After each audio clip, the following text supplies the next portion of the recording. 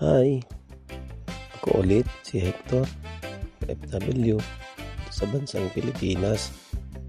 Kung makikita nyo, naglakad-lakad tayo sa ating proyekto. Mula nung huling nag-video ako, laki ng pinagkaiba nito. Makikita mo yung next lab namin. May nabuhusan na. Ito, puro bakal pa. Pero naka-schedule na yan ng buhos.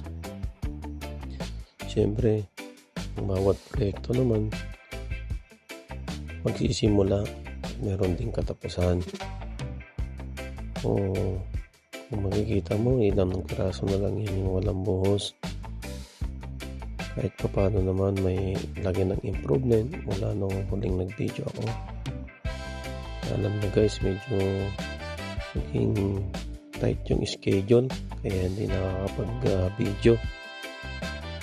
Ganito talaga dito sa bansang ito. Kapag may naumpisahan ka, kailangan tapusin mo agad para naman matuwa sa'yo kung sino man, di ba? Pero syempre hindi naman tayo lahat gumawa niyan. O siya, sige, bye-bye!